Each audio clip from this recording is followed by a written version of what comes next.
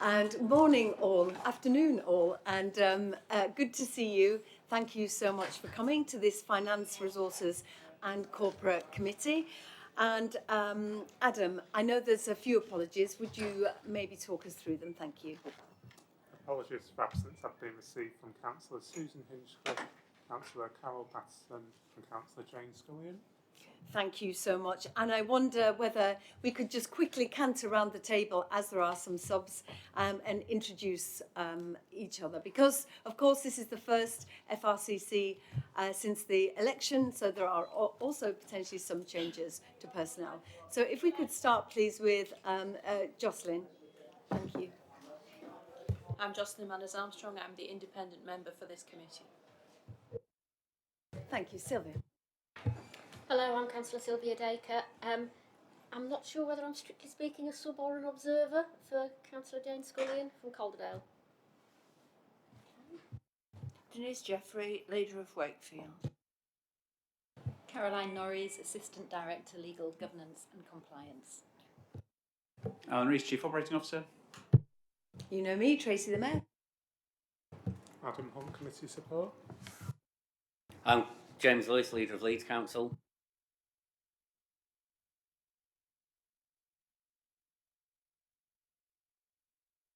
Gary Dowson, Head of Finance at the Combined Authority.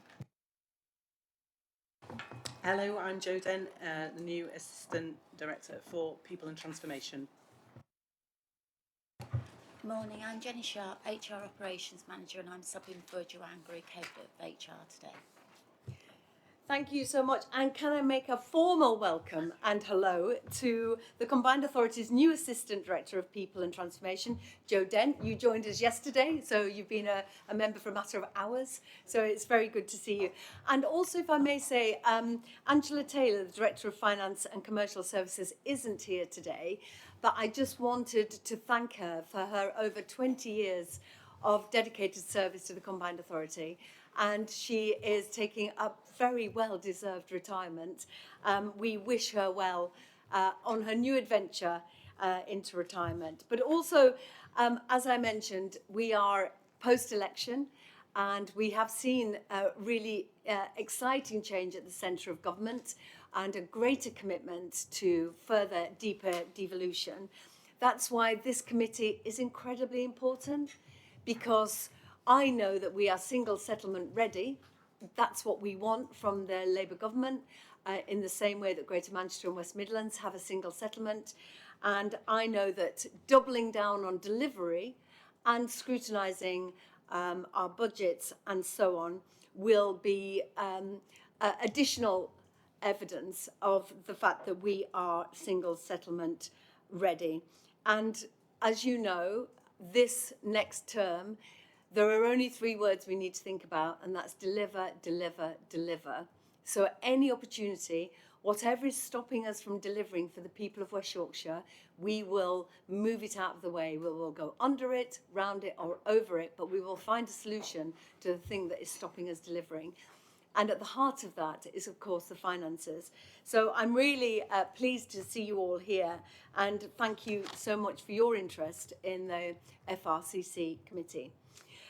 Moving on to item 3, the exclusion of press and public. No items on the agenda require the exclusion of press and public.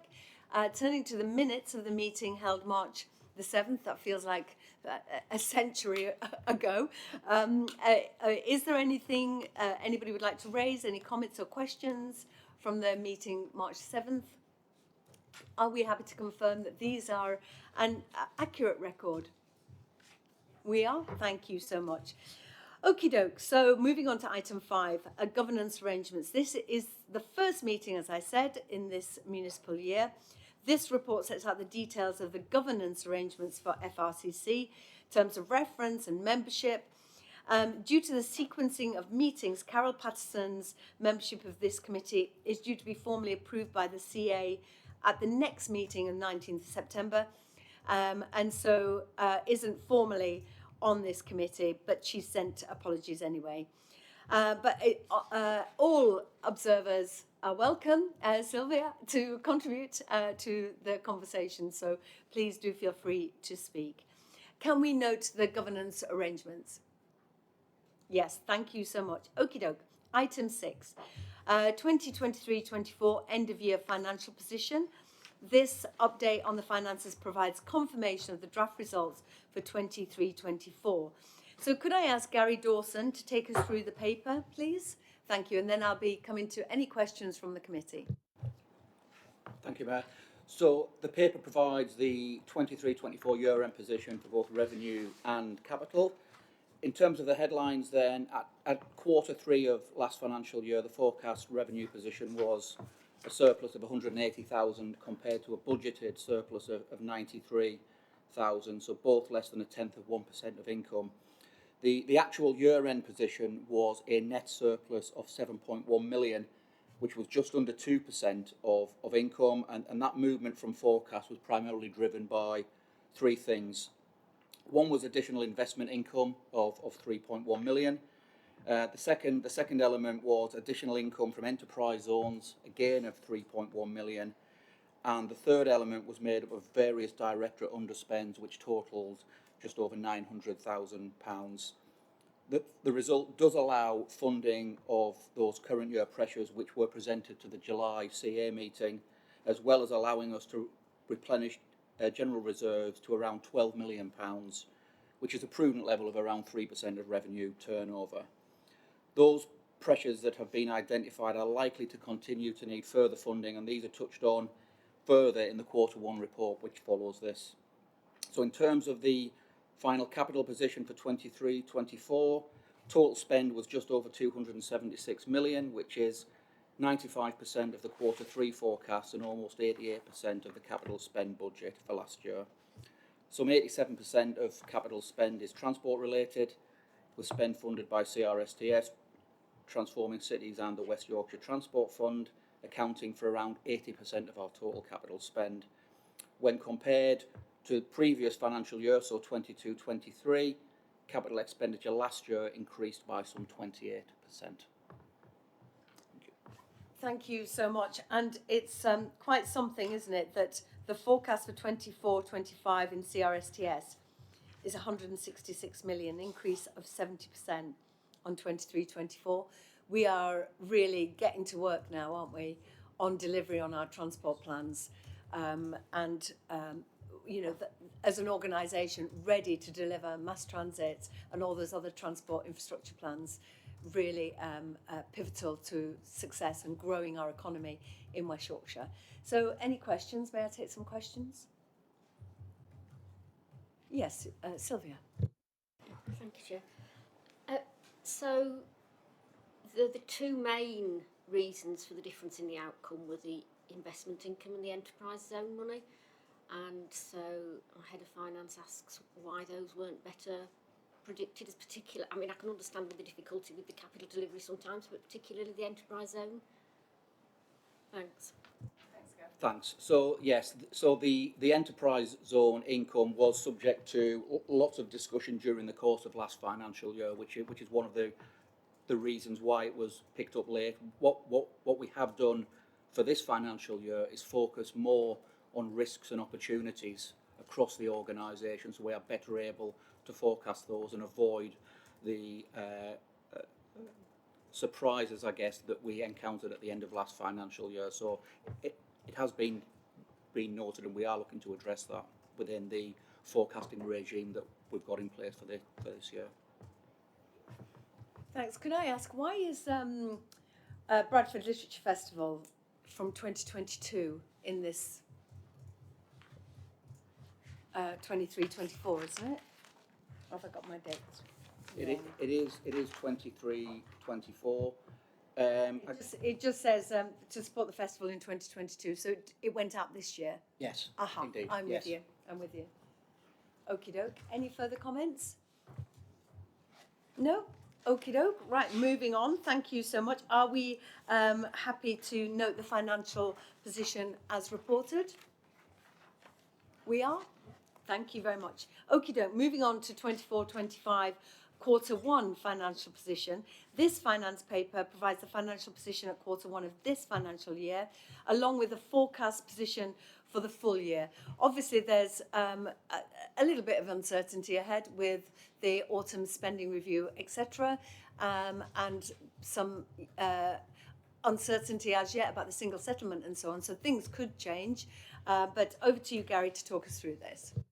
Thank you once again, Mayor. So yes, absolutely. So this is predicated on the quarter one forecasting exercise that we did at the end of June. So again, the paper provides both the revenue and capital positions for the first quarter of the financial year and gives us a forecast year-end position for 24-25. So I'll start with the actual revenue position at the end of June, the end of quarter one. This was a net expenditure of 2.4 million against a budgeted net expenditure of 2 million. The variance is largely due to timing differences across the project portfolio. So while we have profiled budgets to reflect the expected incidence of income and expenditure, some differences do remain, and work is ongoing with budget holders to further improve this profiling. The forecast revenue position at year end shows a very small surplus of under £100,000, but the year end position does include some risk adjusted estimates of financial pressures that we are experiencing, which total 3.4 million. The bulk of these pressures, some 3.3 million, are in transport, with around 100,000 in digital technology services. So the pressures in transport primarily relate to Bradford Interchange, and the DTS pressures relate to software. In terms of funding these pressures, a release from the Transport Reserve of 3.5 million was agreed at the July meeting of the Combined Authority, and when coupled with the release of 3.8 million that was agreed at the February budget setting meeting of the Combined Authority to fund existing pressures, including those around bus tendered services, the forecast year-end position is one of material break-even. In terms of forecasting, as I've said, we are now focusing much more on risks and opportunities to add some flavour and colour to the expected year-end positions, so we can avoid potential surprises. A number of risks do remain this financial year and into 25-26 and beyond, and those are centred around transport, primarily in Taupe, and are still moving, with Bradford Interchange, bus tendered services, Bradford bus operators and operator reimbursements likely to result in further cost pressures as we move through the year. These areas, along with others, are being kept under constant review. In terms of capital, expenditure at quarter one was nearly £51 million, which is just over 11% of the total forecast spend for the year. This compares very favourably with spend at this time last year, which was just over 41 million. And total forecast spend is expected to be 446 million, again largely across the transport related programmes as well as brownfield housing. Thank you, Gary. And of course, the story about Bradford Interchange is not over. We're making the decision at the next Combined Authority about next steps. But also, we are not just a transport authority, are we? And just to alert members to the 3.12, which is where we're talking about the pressures on capital programmes and how we also are committed to delivering non-transport projects in support of net zero and housing, and where funding options need to be identified, and the work that is ongoing behind the scenes, how we determine the strategic priorities are delivered and funding available. And reports on this are going to come to this committee, because that's also the part of the priorities and manifesto commitments that I was elected on with my mandate in May. So we will make sure that our eye is not off the ball when it comes to our other projects and expectations. Any questions on this first quarter report? James. Thanks, Chair. It's a very quick question. On the table, quarter one revenue position, the table on 3.2, the actual spend on employee costs is quite a bit down from the budgeted spend. I wonder if you could just explain that, please. So that's one of the areas that we talked about in terms of we have profile budgets where we can to match income and expenditure, but of course the incidence of recruiting staff differs and changes throughout the year. So it's a mismatch, I guess, between the budgeted position and the incidence of staff actually being employed and taking up post. Okay, so is that current vacancies then that haven't been filled? That's part of it, yes. Okay. Thanks. Alan, do you want to just give us a little bit more detail on that? Because I know that there was a recruitment pause as we introduced CI Anywhere, and that meant that the recruitment timelines stretched from 177 days to 190, I gather. So would you talk to that, please? Yeah, well, so there was a brief recruitment pause last December, which then had a knock-on effect into this financial year, which caused some delays in bringing people on board. The next paper on the agenda is the HR management information for the quarter, which addresses that point directly. And I'm pleased to say, we'll get to it in a minute, but that figure and time taken to recruit has fallen very substantially now. It was at the level you've just said in the final quarter of last year. In the first quarter of this year, it's fallen significantly. So we have accelerated the pace at which we're bringing people on board. The part of the reason for the budget, the spend on employee costs being below profile is also where we know we need to recruit into positions during the course of the year, but so they're in the budget, but then it takes time for them to come on board, and so that's one of the reasons.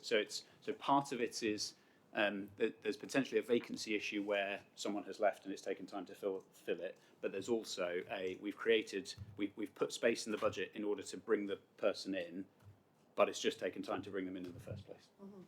And the good news story is CI Anywhere is now up and running, and really adding to our deliver missions and also our EDI capacity, where we can get much more information about colleagues, about recruitment, about diversity within our organisation, age profile and so on, all of the things that will help us reduce our gender pay gap, our diversity pay gap, etc. So whilst it did take a bit of time, we are there, and I'm really pleased to see that colleagues are taking to it. Any further comments? Yes, thank you. Jocelyn. Yes, similarly on the quarter one revenue table, grants and agency costs was a very, very large overspend. I'm presuming, you've said that it's all timing, but that seems to me that excessive even for timing differences. And are the agency costs because partly we weren't recruiting, so more agency workers we used, or is this entirely grants? And if they're two different things, could we have them split out? Yes. So thank you, Gary. Absolutely. So yes, we will split that out. It is primarily grants. It is we have over achieved in terms of timing of grant income, and that's been matched by expenditure. But I do take the point that we do need to split out grant and agency costs. We will do that for the next report. That's very helpful, thank you, because it is a bit startling, laid out as it is, so thank you for raising that. Yes, Sylvia. Thank you, Chair. So, so the other one that's a big difference, I think, is the tendered services, where we're way above budget, although you're predicting that by the end of the year you'll be sort of on budget. So what's the reason for that being so out of kilter at the moment? So there are pressures on tendered services, and that is one of the areas that we need to keep under constant review. The other issue is that is one of the areas that we do need to revisit the profiling of the budget to match it with the expenditure that comes through. So there are two issues on tendered services, but again, we will look at that for the next report. That's going to be increasingly important, isn't it? Bringing bosses back into public control as well, that we have absolute diligent oversight on boss tendered services. Thank you for raising that, Sylvia. Any further comments? Lovely. Are we happy to note the financial position as reported? We are. Super. Thank you. Moving on to HR management information, quarter for quarter 4, 23-24 and quarter 1, 24-25. And this paper provides an update on data relating to the CA's workforce, relating to staff sickness, turnover, stability, EDI profiles and recruitment timelines.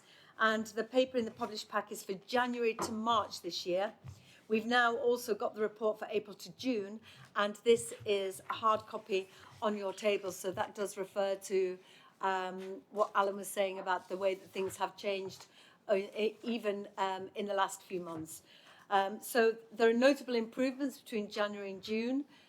It's a good news story around sickness, turnover, stability, recruitment timeline metrics, while continuing progress towards a more representative workforce has been noted. But our challenge is, as always, that we have diversity in early career roles within our organisation. What's really important to us is when we go out to recruitment for those senior roles, that we are mindful that the challenge is that we get diversity at the very top of our organisation. And it's something that is a personal challenge for me, and I will continue to press officers to deliver so that as an organisation we represent at all levels the communities that we serve. Alan. Thanks very much, Mayor, and I can make a few comments on that particular point. So rather than take everybody through slide by slide the two packs, instead I'll make some overall remarks on what I think the story is here. So we are in the position that we're a growing organisation, and we have grown in size both between 2016 and 2020, and then since 2020, as we have been given greater powers, flexibilities, funding, and become a fully devolved mayoral area. So it is really important to us that this package of information is collected, presented, and that we act on the findings. A few points in terms of summary. So the recruitment times, this has been a real issue that we identified late last year, where we recognised that between the point of a post being approved to go out for recruitment to the point at which the person actually started in the organisation took 6 months, which often meant that by the kind of time you've had the debate about the need, the world's moved on a bit, and it was very unsatisfactory. So we've taken some steps to accelerate that. Now, sometimes there's notice periods and so on which people will have to work, but many of the posts that we recruit to, the people coming into them are not on 90-day notice periods. So we've taken some action. And the pack that's on your table shows that figure has dropped now from a high of 190 days to 126 in the last quarter. So much improved, and it will always take some time. The issue is, on average, are we doing it as quickly as we can do? And so it's really pleasing to see that figure has come down. As you said, sickness absence has fallen during the quarter, and our stability as an organisation in terms of turnover and so on has continued to improve. We talked previously around this table about the mix of how people are appointed into new roles. So there's a really healthy mix. There continues to be a healthy mix of people progressing within the organisation and new talent coming in. So the data shows almost a 50-50 split.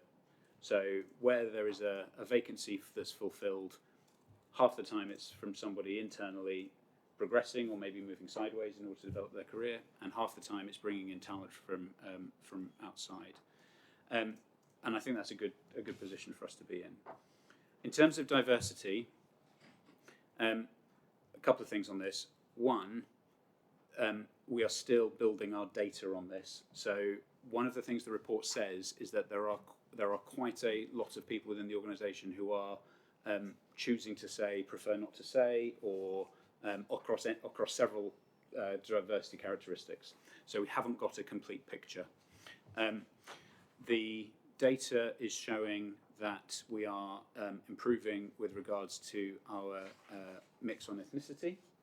So we are now recruiting more Black, Asian and minority ethnic staff than we used to.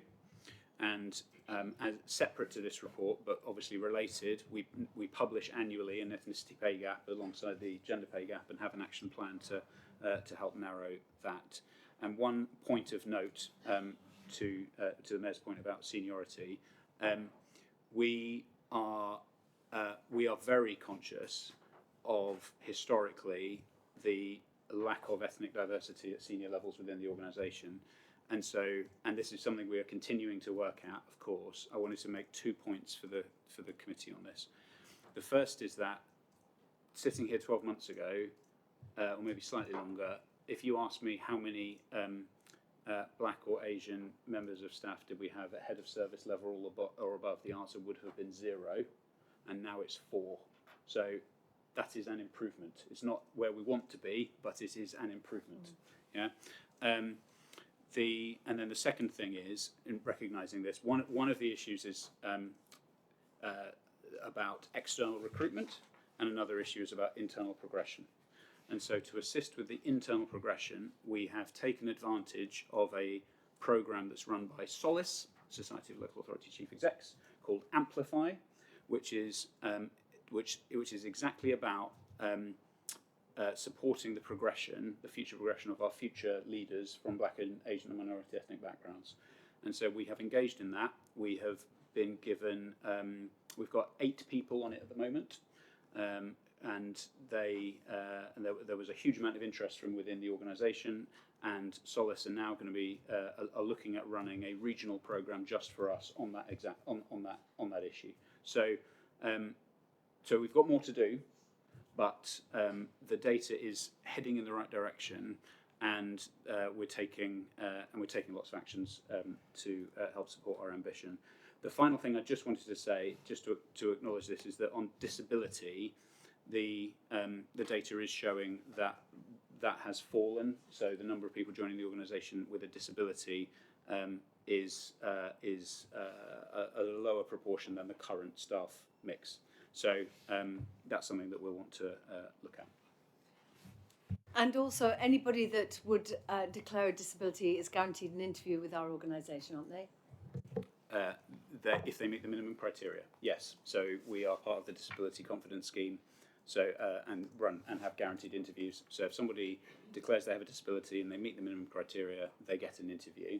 There are a couple of other things. So we are now a Disability Confident Level 2 employer, and we are taking steps to become a Level 3 employer. That takes time because you have to be at Level 2 for a period before you become Level 3.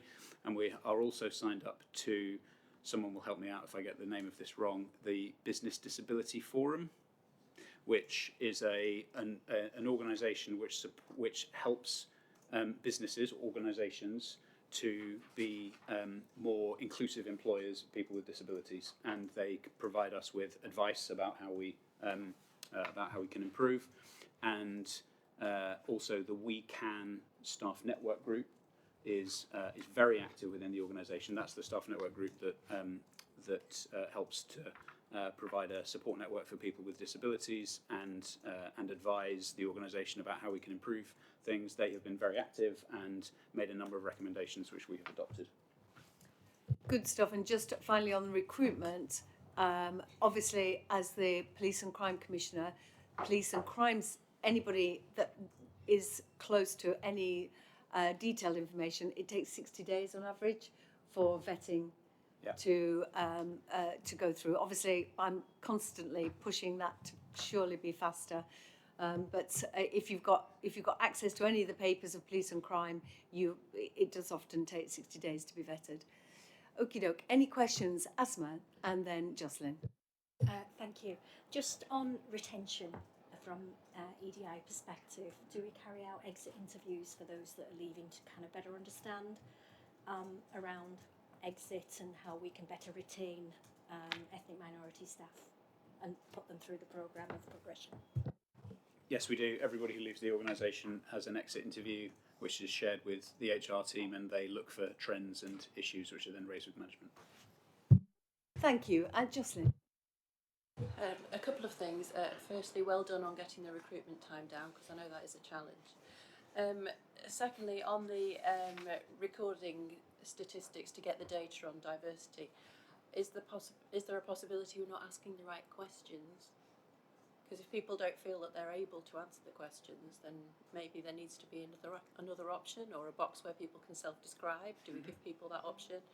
But it might be that there isn't an answer that is appropriate for them to give. And obviously people have to feel confident as well that it's entirely confidential, don't they? Especially when they're first starting in an organisation and they don't really know what the culture is, and they might feel sensitive about what they want to put down. The other thing I wanted to raise was on the paper, the sickness absence. Why is it so high in transport ops and passenger experience compared with other sectors? I wondered if it was a statistical anomaly, but it's quite a large cohort of people, so I don't think it can be that. And how does it compare with other transport authorities?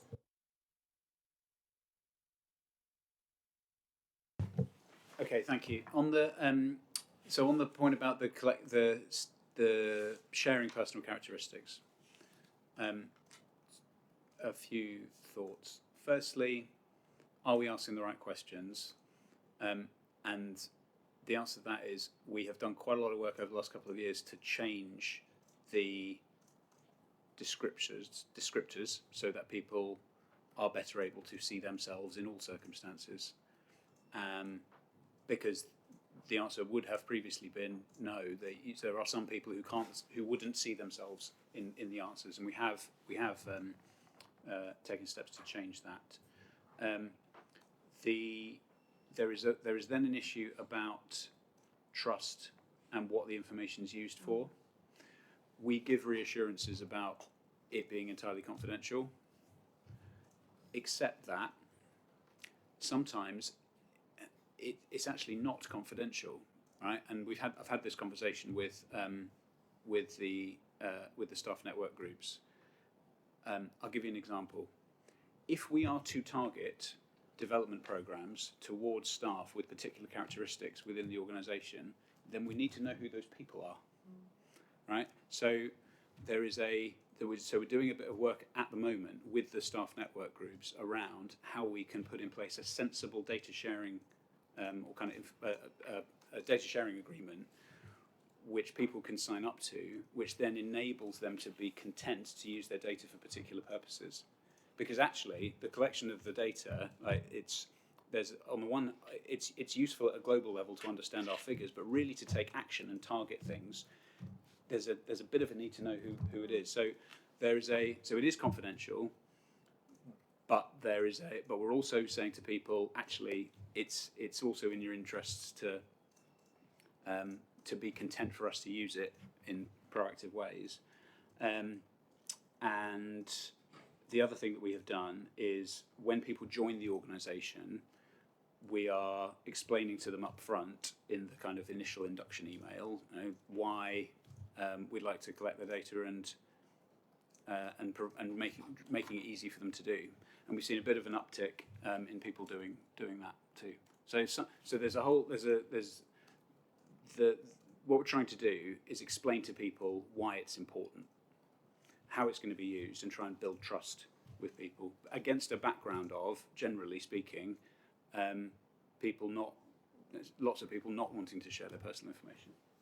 I know you're going to come back to this sickness in transport, but I think this is quite an interesting topic because we won't be the only organisation that are struggling with this, that we want to be proactive and helpful and elevate our colleagues, but we also need the data in order to do that. And there may be a question about people being confident that we're the right organisation to give that personal data to. So I know you've only been in the job 2 days, Joe, but I'm sure in some of your experience you'll have come across these similar challenges. I wonder just your early thoughts. My early thoughts at the moment would be to actually contextualise quite a bit of the information, because I think that will really help us. So to actually benchmark, and Justin, you've just mentioned that, and May, you mentioned the police as well in terms of both sickness and recruitment and everything. So I'd like to put some benchmarks in place and then actually have our own targets and be able to actually contextualise the information that we're sharing with you so we know where we are. And I think with having more data-led information, it will help us target the areas we want to. And my second point would be I'd like to try and do some proactive work, particularly around the recruitment areas where we can go to people before they're even going into work and actually try and encourage them, get them to know about us, get them on their radar so that we can get us in their mind early on, and that will help us bring more people through the door in terms of trying to encourage more diversity in our recruitment. So much more proactive approach, getting to people much earlier, universities, schools, where we want to target people, and contextualising the information. And I need to understand and study the sickness again. But again, I think we've got things to learn from other places, and I'd like to spend some time doing that for the next report. Thank you so much, Jo, and sorry to land you in it hours into the role. Alan, would you just speak to the transport sickness? Yeah, thank you. I'm not. I don't know why it's higher. What I would say though is that it's still well below the public sector average. We will look into that, and we'll come back on why. Because the whole purpose of this is to we use the data to identify issues and then take action. But you asked how does it relate to other transport organisations. I don't know other transport organisations, but generally speaking, in relation to, or sorry, compared with the rest of the public sector, that absence rate is still quite low. I mean, my assumption, and it's just a first thought, it is a public-facing role, and they are obviously subject to more, I would suggest, quite stressful jobs when you're dealing with the public. But thank you for raising it, Jocelyn. Let's look into that in a little bit more detail. We'll ask our managers what's going on. But I am reassured that it's under other statistics, so it's not necessarily a panic moment, but we could do with a little bit more detail. Thank you. Any further thoughts?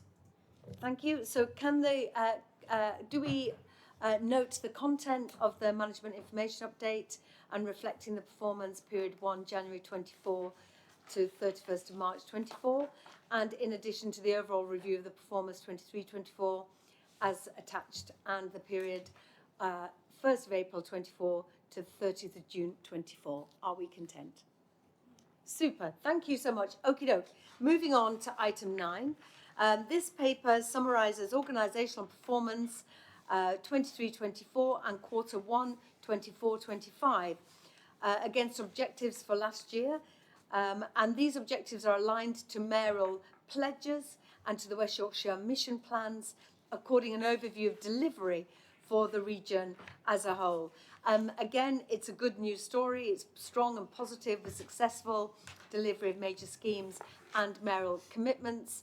And the performance for quarter 1 24-25 is assured with 92% of indicative measures satisfying key requirements for delivery. So, Alan, could you take us through the paper? And I think we have a brief presentation. You can throw out some slides if possible.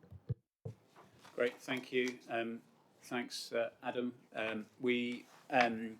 The presentation, just to reassure colleagues, contains no new material. It's simply that we have sent you a report which is 100 pages long, including the appendices. So this is just to help us work through it. Okay. So today, what we're going to cover is firstly a summary of organisational performance for the last financial year. Ordinarily, we would look to do this closer to the end of March, but we haven't had a meeting. So, but for completeness, we have published the report, which is in full at the final appendix of your pack. So I just wanted to spend a couple of minutes talking about the performance for last year, and then it goes into the performance of quarter 1 for this year, covering April through to June, and then a brief word on future performance arrangements. Next slide, please.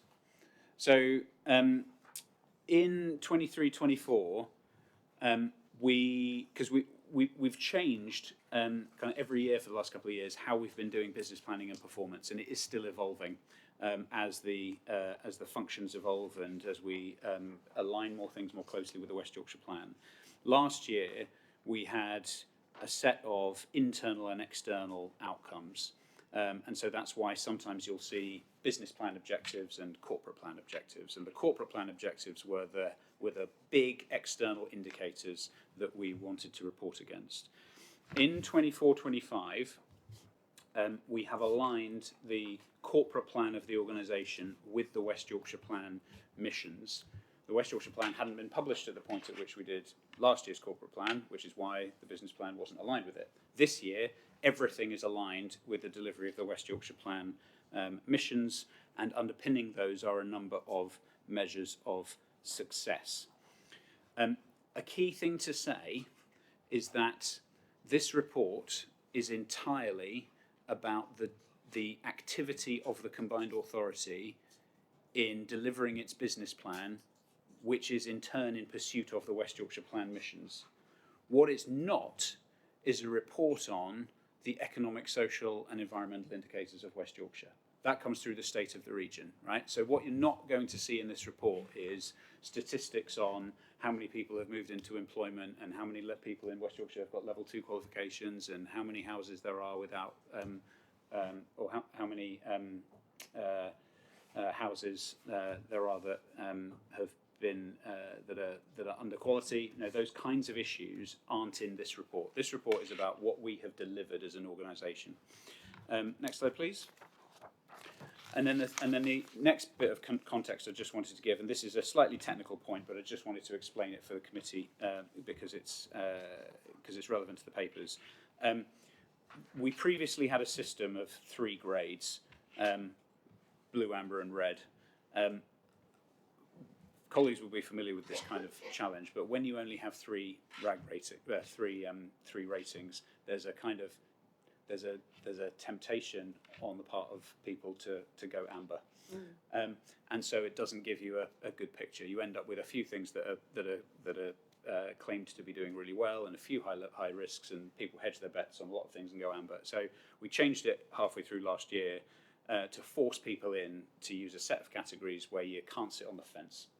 We have to say, you know, on balance, this is either in a positive place or in a less positive place. So that's why we've moved to a 4 rating system. Next slide, please.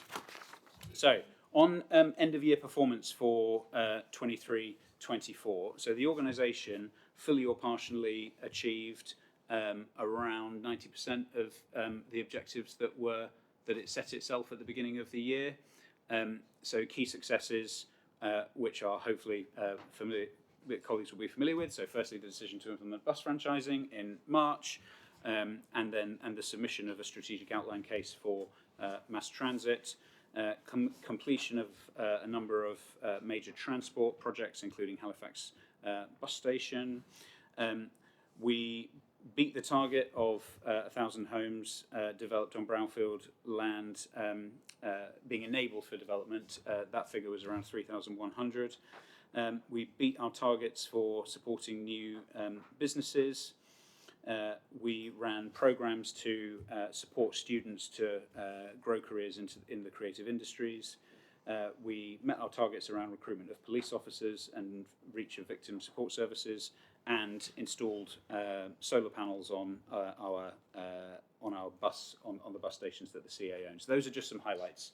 There is lots more in the report about the things we achieved last year, but there's some headlines in summary. And the overall message here, if I go to the next slide, please, is that so of the corporate plan outcomes that we set ourselves, only 4 were not met, and those 4 were around. They're on this presentation. So embedding sustainable travel within SMEs. What that was about is something called the Travel Plan Network, which is supporting businesses to encourage people to take up sustainable travel. There's an alternative model for that we need to put in place, and so that target wasn't met. We didn't deliver all 111 zero emission buses. That was a timing issue, and things have moved, and so the ambition there has moved into the coming year.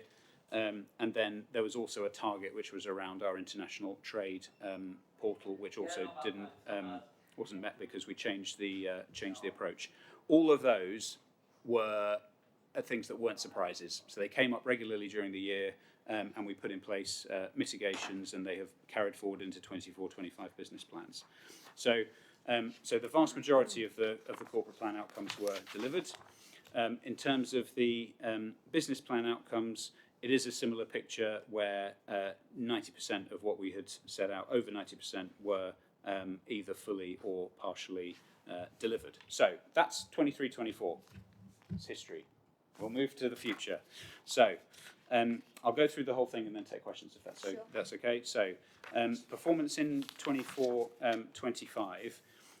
What we have done is, firstly, we've aligned our business plan for 24-25 with, as I said at the start, the West Yorkshire Plan missions. So everything that's within the business plan, you can draw a line between what's this outcome trying to achieve and the West Yorkshire Plan missions. There are a number of things which contribute to all of them. So, for instance, within the business plans, there are a number of outcomes which are about improving the way the organisation works, improving recruitment practice, improving ICT, good budget management, etc. Which all contribute to the delivery of the West Yorkshire Plan missions, but they're cross-cutting. Okay, the corporate plan identified 50 measures for this year, which are our kind of headline things that we will measure.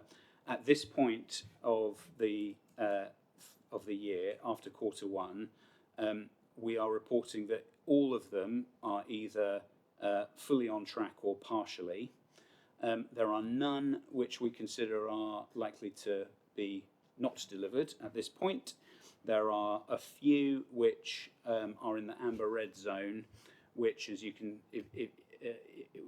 and this is set out in the report, those all relate to some individual transport infrastructure projects, car parks or rail stations, so on, where the challenge is in capacity for individual projects, and those issues are in the process of being addressed. So we know about them, action's being taken, and action is being taken to fix them. If you go to the next one, Adam, please. So the business plan outcomes. This is where the business plans have got 350 individual outcomes in them, which is an awful lot. And so we're trying to distill it down into a way that is meaningful. The key message to give is, again, the vast majority of these are on track for delivery. So everything we set out to the combined authority at the beginning of the year that we will deliver this year, the vast majority is on track for delivery. There are some areas where there is a need for focus and mitigation. There are a few which are currently marked red. Some of those are, and they are all internal things. Some of them relate to, there's one which is about an ICT project, there's one which is about an internal communications project, which probably need a bit of rescoping. And so I wouldn't consider that any of those 4 outcomes that are red are of great concern. The detail on all of this is, of course, in the report. And then the final slide, this is the West Yorkshire Plan missions. I said a moment ago that everything the organisation does is geared towards delivery of the 5 West Yorkshire Plan missions, and it is.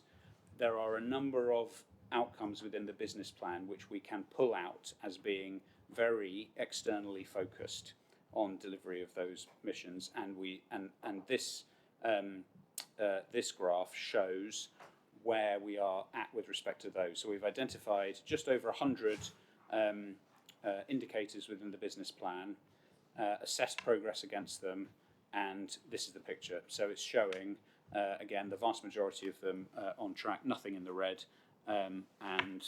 so overall, I would argue that we can provide a good degree of confidence to the committee that the business plan is making good progress, and that where there are issues, we're mitigating them. Next slide, please. The final thing I wanted to say was just about the development of this. So Clearly, we have given you today, like I said, 100 pages of information. It is a challenge to distill it all into in a way that is meaningful and relate it to outcomes. So we are undertaking a piece of work to develop a performance management framework, ensure that we are aligning, that the whole organisation is aligned against the missions of the West Yorkshire Plan, whilst ensuring good organisational health, good governance of public money, etc. And that we are presenting the information in a way which is both effective for internal performance management and also enables us to be transparent and accountable publicly. So I just wanted to cite the committee on the fact that that piece of work is underway, and we will be consulting members on it as we develop it. Thank you so much, Alan, and certainly for the work you've done to distill what is a very, wide-ranging and broad set of data set into something that is quite a visual sort of guide of how we are currently and our plan for this year. And also the focus on having that transparency is really important for mayoral combined authorities. We need to absolutely be open to scrutiny and to say where we're getting things wrong and to put mitigations in place where things aren't working. Because there will be things that we try that don't work that we have to then abandon and think again. So not everything is perfect. So we have to be able to allow ourselves to fail better, and then learn as we go along to get better outcomes for the people of West Yorkshire. So any thoughts on that presentation? Yes, Sylvia. Yeah, thanks. And yes, it was extremely detailed and long, and I'm not sure I've fully understood all of it. But just on page 85, where you've got the amber reds, the ambers, and I think these were the ones that you mentioned were primarily transport. Yeah.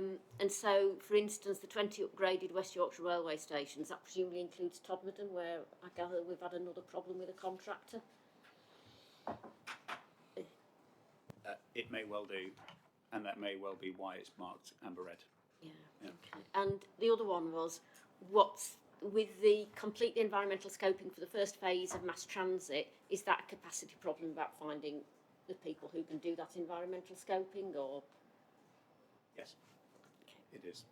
But the team are on with finding a solution that will ensure that we don't miss any critical deadlines because of it. And we're just about to recruit 2 posts as well in the transport team. So I do hope that capacity will really help us move along, because we cannot be in a situation where environmental data and so on, the slowness of that collection of data holds us back from our delivery. So I do agree with you that it's really important, particularly on a scheme this size, that the environmental side of things is done in a timely fashion. Okie doke. Any further thoughts? Can I just say one thing around just on the culture, that I was a bit concerned that only 15 schools had been allocated or had taken up the Poetry Week. So I've just checked with Helen, Phoebe in the team, and that she agrees with me that figure's not right. Just so, okay. Just to flag that. Mm-hmm. Okie doke. So, are we happy to recommend that the committee notes the performance against business plan for quarter 24-25? Yes. And we note the performance against the indicative measures of success outlined in the corporate plan for quarter 1 24-25. Yes, thank you. The committee notes performance against business plans 23-24. Super. And the date of the next meeting will be the 5th of December. Will it really? That's a long way away, isn't it? That is definitely Christmas time. We'll all be wearing Christmas jumpers by then. And I want to thank everybody for coming. Any other business? Anything anybody would like to raise? No, thank you so much for your attendance. Thank you so much, Adam.